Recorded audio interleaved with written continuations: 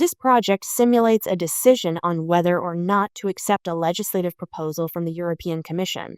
For the proposal to be adopted, it must receive a majority in both the European Parliament and the European Council, which depends on the number of yes and no votes. Some variables, such as yes and no, have already been created. Before starting with the if-else structures, we want to define two additional variables.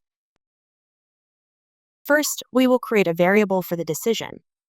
This will be set as a local variable for this sprite only, allowing us to use the same variable name independently in both objects Parliament and Council. When these variables are displayed on the stage, the object name will always appear in front of the variable name, making it clear which object the variable belongs to.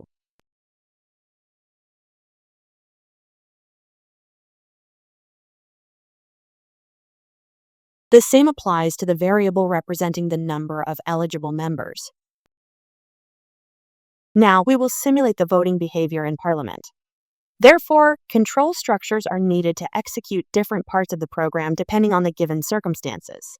This is achieved using if or if-else statements. These statements are fundamental programming tools that allow decisions to be made within the code, so that certain blocks are only executed if certain conditions are fulfilled.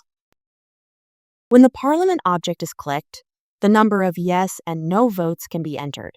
An if statement can then be used to check whether the number of yes votes is greater than the number of no votes. A diamond-shaped symbol in the header of the if block indicates that a predicate is required that returns either true or false. And here the condition is entered that checks for a majority of yes votes. The commands in the C-shaped block below are only executed if the condition returns true. After that, the script will continue to run beyond this block.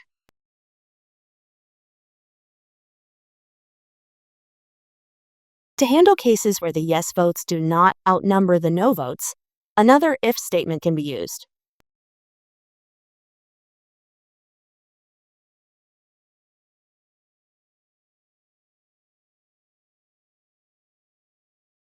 There is a more efficient way to handle the two possibilities, the if-else statement. It can be found in the control palette. The code in the first C# is executed if the condition is true. If it is false, the code in the else C shape is executed.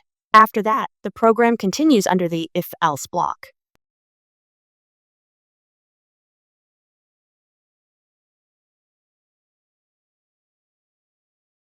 If statements can also be internested to handle more complex decisions. In this example, the type of the required majority, simple majority, absolute majority, or 2/3 majority, should first be determined by a separate input.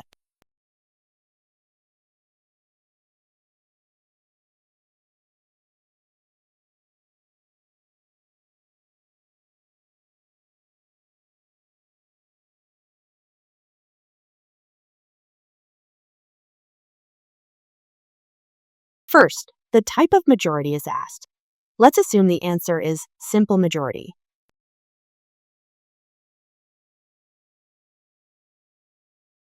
By the way, to avoid spelling errors or extra work when changing a list entry, it is better to refer to the list entry instead of writing out the answer manually.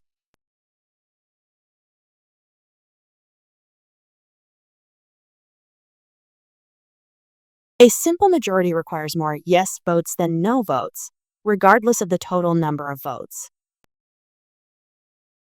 Next case, absolute majority. An absolute majority requires more than half of the total seats in Parliament, currently 720 seats. Abstentions or non-votes are treated as no votes.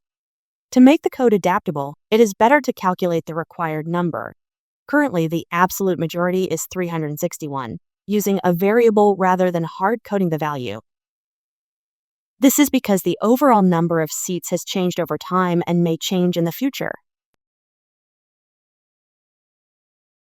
2/3 majority. A 2/3 majority requires more than 66.6% of the total votes. This can also be calculated dynamically using a variable for the number of seats. Now pause the video and try out the code for the Parliament object for different cases.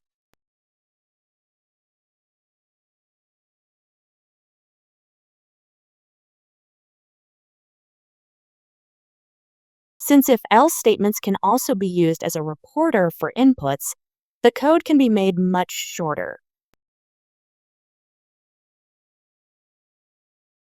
If simple majority is selected, the variable decision is set to either accepted or rejected, depending on whether the yes votes outweigh the no votes. If simple majority is not selected, the program checks for absolute majority. To do this, the else-if option is added to the if statement by clicking the black triangle. If absolute majority is selected, the variable decision is set accordingly.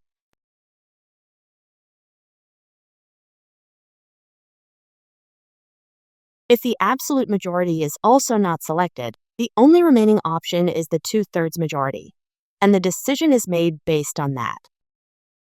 Now pause the video again and check out the new code for the Parliament object for different cases. Now let's look at the voting process in the European Council, which is a bit more complex because a qualified majority is required. This means that 55% of the countries must agree, and the countries in agreement must also represent at least 65% of the total population. There is already a prepared list of countries and their populations. From this list, both the number of eligible member countries and the total population are calculated.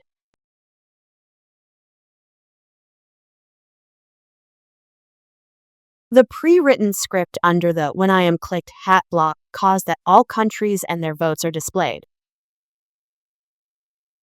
By clicking on a country, the vote can be toggled between no and yes, and the result is saved in the country list. In principle, you already know all the blocks you need. The warp block prioritizes the execution of the enclosed commands, speeding up the process. No commands from other scripts will be executed until the warp block has been fully processed. Pause the video and try to follow the script. By clicking on the last list entry, Done, the voting process is completed and the results can now be determined from the list.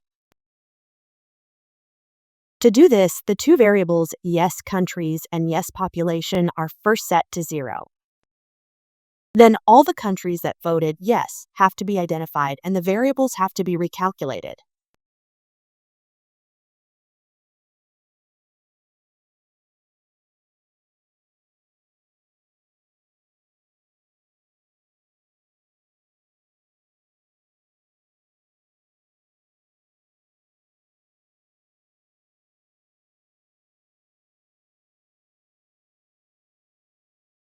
Finally, the two conditions for a qualified majority, 55% of the countries and 65% of the population, are checked, leading to the decision result.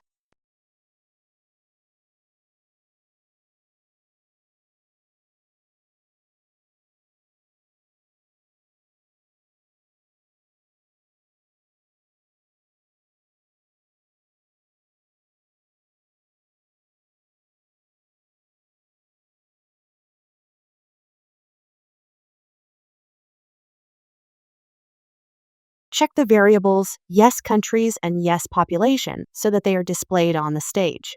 Now use the program to play through various scenarios.